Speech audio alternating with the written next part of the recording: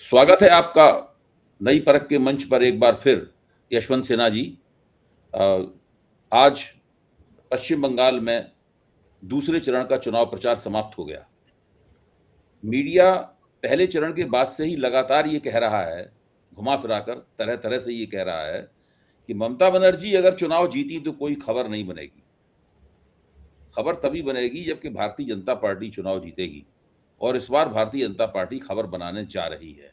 ऐसा मीडिया की बातों का रुझान है, चालाकी से बोलता है, साफ तौर पे तो नहीं बोलता, लेकिन चालाकी से बोल रहा है कि इस बार भारतीय जनता पार्टी खबर बनाने जा रही है। पहले चरण में पिछली बार जिन सीटों पर चुनाव हुआ था, वो जब पहले चरण में इस बार उन पर चुनाव हुआ, तो उसमें भारतीय जनता पार्टी ने पिछली बार करीब 59 सीटें, 59 सीटें जीती थीं, कुल 77 में से। तो ज़्यादातर तो चुनाव परिणाम उसका पहले चरण की सीटों से ही आया था। दूसरे चरण में ममता बनर्जी ने उसका पूरी तरह से सूपड़ा साफ कर दिया था।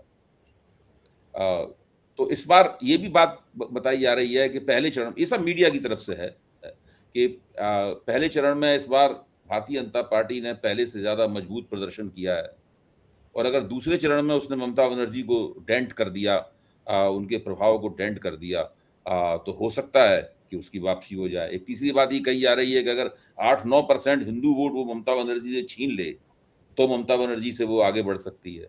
एक बात यही कही जा रही है कि महिलाओं के वोट अगर 10-12% वो छीन ले, तो बहुत सारे अगर-मगर के साथ में दलीलें दी जा रही हैं, ये समीकरण बताए जा रहे हैं कि भारतीय जनता पार्टी किन-किन हालात में चुनाव जीत सकती है।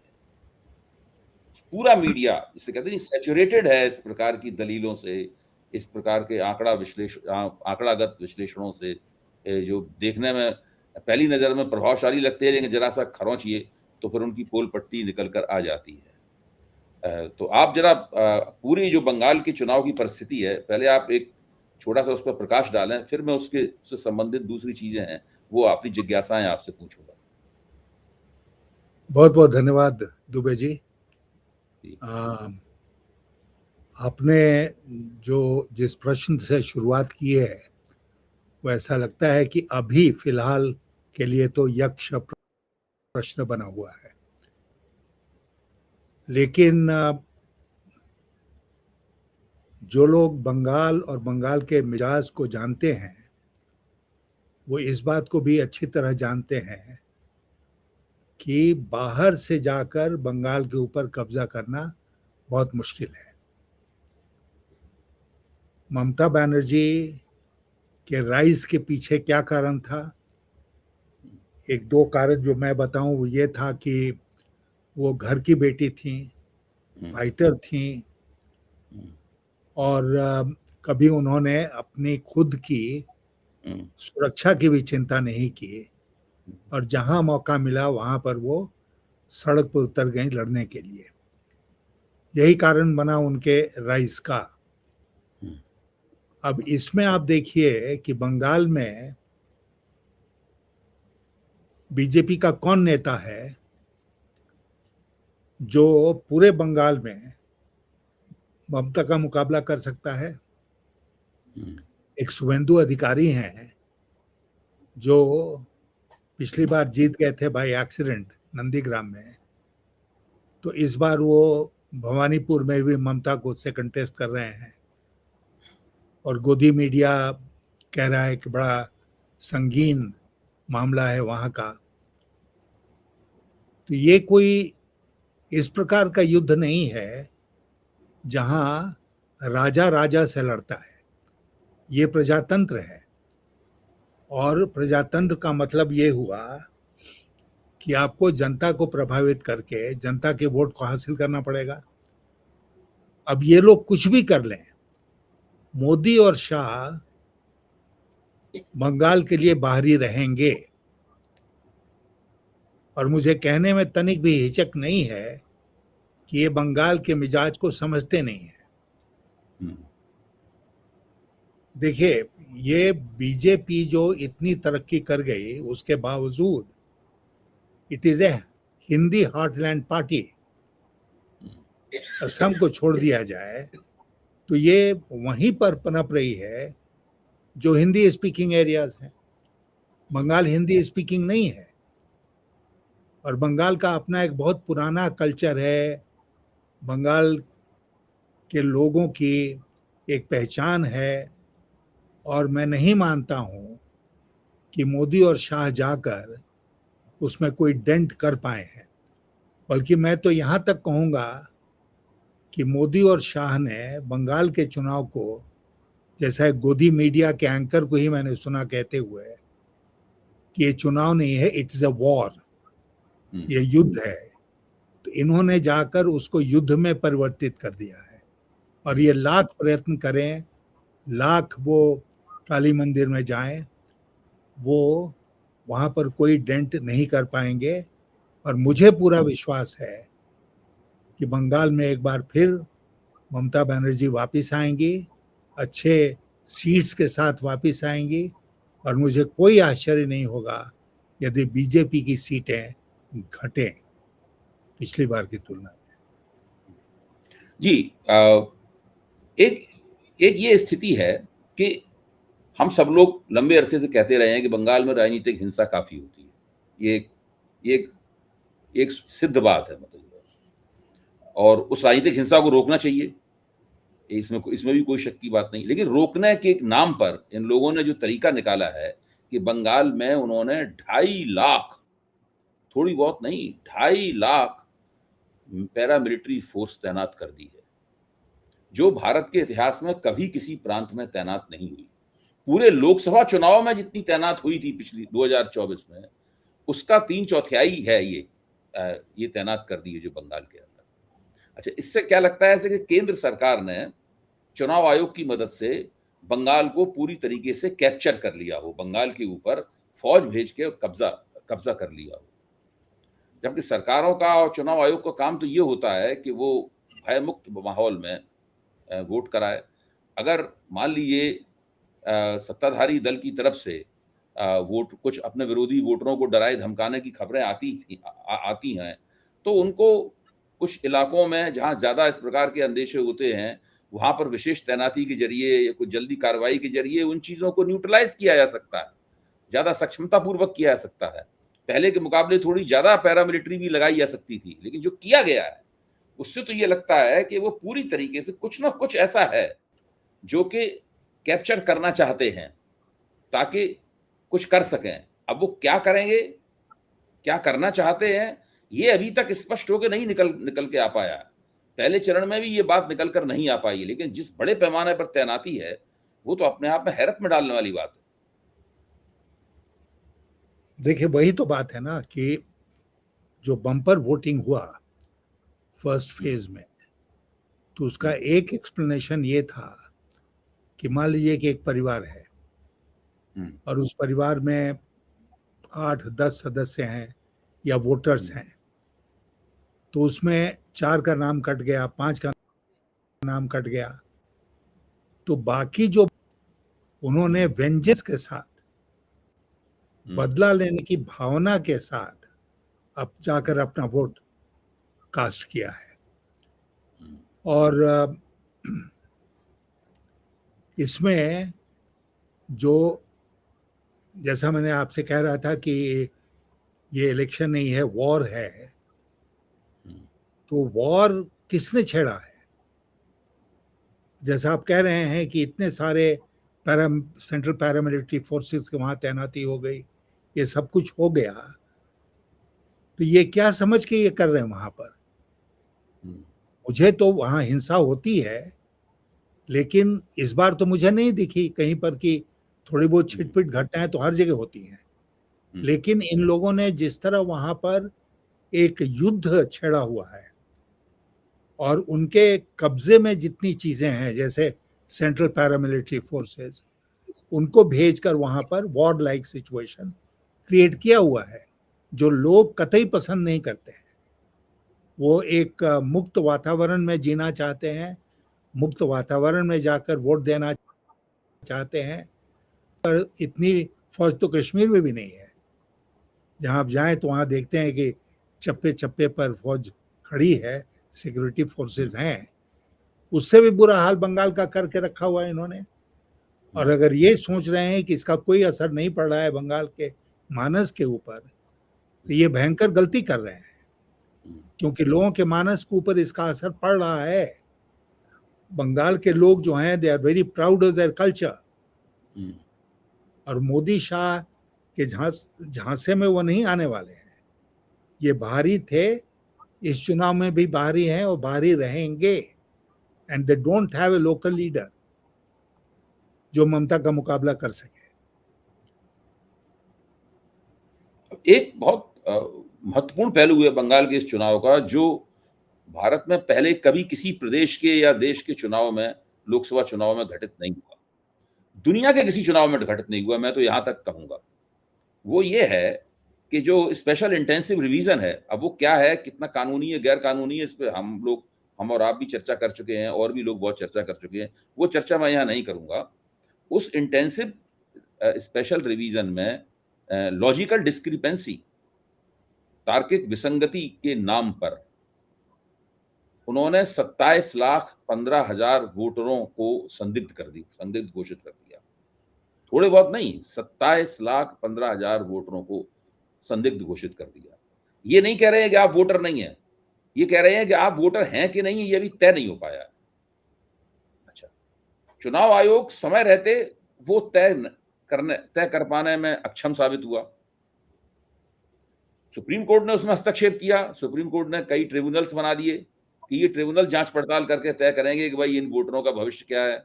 उन ट्रिब्यूनलों ने कुल मिलाकर, अगर 2 चरणों में जो उन्होंने जांच पड़ताल कर पाई, उस जांच पड़ताल से उन्होंने 500 वोटरों का भी फैसला नहीं, 1100-1200 वोटरों की सुनवाई वो केवल कर पाए।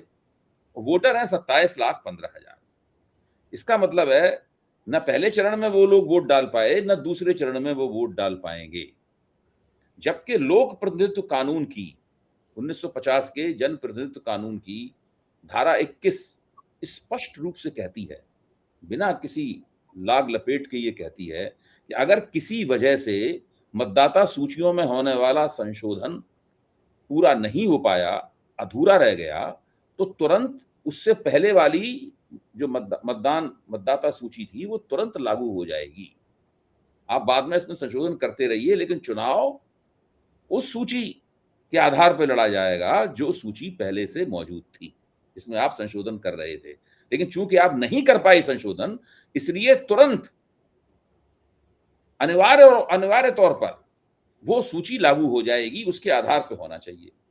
अच्छा, अब ये कितनी अजीब सी बात है, 27,15,000 वोटरों के बारे में वो तय नहीं कर पाए कि इनको वोट डालना है कि नहीं डालना है। यानी इनके द्वारा किया गया इंटेंसिव रिवीजन अभी फिलहाल पूरा नहीं हो पाया। पिछली मतदाता सूची को लागू नहीं कर रहे हैं, और कोर्ट भी इस कानून के इस पहलू पर ध्यान नहीं दे रहा है, जो अपने आप में इतना, मेरा ऐसा आदमी जिसको कानून के बारे में काका नहीं मालूम है, जब उसको ये बात मालूम है, और तमाम टीवी चैनलों पे भी इस बात की बहस हो रही है, कुछ बुद्धिमान एंकर इस सवाल भी उठा रहे हैं कि भाई आप ये क्यों नहीं कर रहे इस बात को लेकर। कोर्ट भी नहीं इसकी तरफ ध्यान दे रहा है, चुनाव आयोग इसकी तरफ ध्यान न देने पर तुला हुआ है, सरकार को तो इसमें दिलचस्पी है ही नहीं। तो ये जो हो रहा है बंगाल में, तो देश और दुनिया के किसी चुनाव में कभी भी नहीं हुआ। तो इसको किस रूप में, अब आखिरकार उन 27 लाख मतदाता कब वोट देंगे? और अगर उनमें से मान लीजिए 20-22 लाख मतदाता आगे के चुनाव में वोट देने योग्य घोषित कर दिए गए, तो वो इस चुनाव में वोट क्यों नहीं दे पाए, इस बात का जवाब कैसे दिया जाएगा? स्पेशल इंटेंसिव रिवीजन जो इन्होंने किया, उसमें एक बड़ा भारी खेला हुआ। वो खेला क्या था? वो खेला ये था कि कहीं पर अगर टीएमसी 20,000 वोट से जीती है, तो उस कॉन्स्टिट्यूएंसी में 30,000 वोट ऐसे लोगों का काट दो जो टीएमसी के वोटर्स हैं। उसमें Muslim voters can be easily identified, तो उनका नाम काट देना बहुत आसान है। तो इसलिए ये खेल इन्होंने किया बंगाल में। बंगाल के लोगों ने इस खेल को समझ लिया, और उसका नतीजा ये हुआ कि मान लीजिए कि एक परिवार में 8 लोग हैं या 10 लोग हैं, वोटर्स हैं, और उन लोगों का 5 लोगों का नाम काट दिया गया, 5 बचे। तो उन 5 लोगों ने बड़ी मुस्तैदी के साथ जाकर अपना वोट कास्ट किया, क्योंकि यूपी, बिहार, मध्य प्रदेश की तुलना में एक बड़ा खतरा जो इसका है, क्या कहते हैं, बंगाल में, वो ये है कि उनकी नागरिकता चली जाएगी। जी। केवल एक वोट का सवाल नहीं है, उनकी नागरिकता का सवाल है, उनके राशन कार्ड का सवाल है, वो जहाँ रहते हैं उसका सवाल है, जो सुविधाएं मिलती हैं सरकार से उसका सवाल है। तो सारे इन सुविधाओं से वंचित हो जाएंगे। जी। तो इसलिए वहां पर इन लोगों ने नाम जरूर काटे और बिल्कुल गलत किया, क्योंकि नाम काट के और जो वाजिब वोटर्स हैं, जेन्युइन वोटर्स हैं, उनके बिना चुनाव करा देना सारे नियमों के, कानून के खिलाफ है, जैसा अभी आप थोड़ी देर पहले कह रहे थे।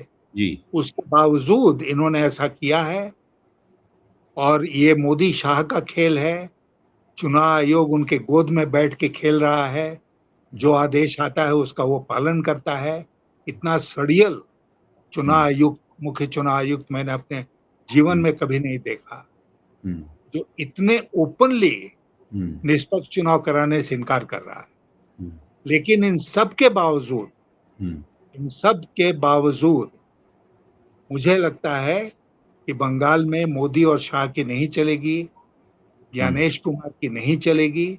वहां की जनता जो है वो सॉलिडली ममता बनर्जी के साथ खड़ी होगी इस चुनाव में, और ममता बनर्जी एक बार फिर जीतेगी।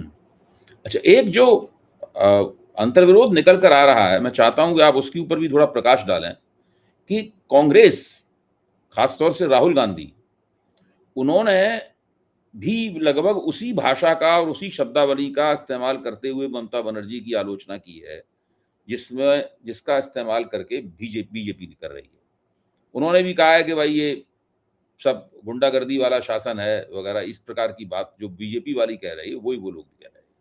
तो अच्छा, इससे कुछ इस तरह के हालात बने हैं जिससे लगता है ऐसे कि बीजेपी के वक्तव्य की, बीजेपी जो आलोचना कर रही है उसकी तस्दीक वहां पे कांग्रेस कर रही है। सीपीएम की तरफ से इस तरह की बात नहीं कही जा रही है, असदुद्दीन ओवैसी की तरफ से इस तरह की बात नहीं कही जा रही है, लेकिन राहुल गांधी की तरफ से और कांग्रेस की तरफ से इस तरह की बात की जा रही है। दूसरी तरफ संसद में जब बहस होती है, जैसे कि अभी बहस हुई 3 महिला आरक्षण के सवाल पर, जो सरकार 3 विधेयक लाई, उसमें टीएमसी और कांग्रेस ने मिलकर काम किया। टीएमसी और कांग्रेस ने मिलकर लड़ाई की और जीत गए, उन विधेयकों को पारित नहीं होने दिया। लेकिन वहां पर ये विपक्षी एकता जो है पूरी तरीके से बिखरी हुई नजर आती है। तो ये जो स्थिति है, इसमें कांग्रेस को क्या ऐसा करना चाहिए? क्या इस प्रकार की भाषा का कोई विकल्प नहीं हो सकता था? क्या वो अपने तरीके से दूसरे शब्दों में या दूसरे तरीके से दूसरे मुद्दों पर ममता बनर्जी का विरोध नहीं कर सकते थे? जी सिन्हा साहब। नहीं, मैं मानता हूं कि राहुल गांधी बिल्कुल गलत हैं इस आचरण में जो उन्होंने हाल के दिनों में किया और जो बयान उन्होंने दिए, क्योंकि फिर इंडिया गठबंधन का कोई मतलब रहता नहीं है। और फिर क्यों पार्लियामेंट के भीतर भी क्यों सब लोग एक साथ होके सरकार का मुकाबला करेंगे? ये तो बिल्कुल स्पष्ट बात है ना। कांग्रेस का वजूद खत्म हो गया है पश्चिम बंगाल में। जी। वो कोई फोर्स नहीं है। जी। पिछले चुनाव में उसको 0 सीट मिली थी। तो इसलिए वहां जाकर राहुल गांधी को बहुत परिश्रम करने की कोई आवश्यकता नहीं थी। वो जानते थे कि इसका कोई नतीजा नहीं निकलने वाला है। और फिर जाकर उसी भाषा का इस्तेमाल करना, जो जिस भाषा का इस्तेमाल भारतीय जनता पार्टी कर रही है ममता के खिलाफ, ये मैं मानता हूं कि सर्वथा अनुचित, और Rahul Gandhi has been ill advised. उनको इस तरह का आचरण बिल्कुल नहीं करना चाहिए था। अब वो लौट के आएंगे तो इंडिया गठबंधन में क्या मुंह दिखाएंगे मुझे नहीं पता जी। लेकिन वो इस आचरण से वो बीजेपी का साथ दे रहे हैं और ममता का विरोध कर रहे हैं। और मतलब उनके प्रवक्ता जो है कांग्रेस के, जब उनसे पूछा जाता है कि भाई आप वहां क्यों कर रहे हैं, तो बिल्कुल बीजेपी का प्रवक्ता भी हैरत में पड़ जाता है जब वो बोलना कांग्रेस के प्रवक्ता शुरू करते हैं कि वो उनसे भी 2 कदम आगे बढ़कर। जी। जी। हाँ, ये कोई अब वो जानते हैं कि उनको मुश्किल से शायद एक अधीर रंजन चौधरी अपनी सीट जीत जाए तो जीत जाए, हाँ उसके लिए भी मुश्किल हो, जी। लेकिन फिर भी लगे हुए हैं। फिर भी लगे हुए हैं।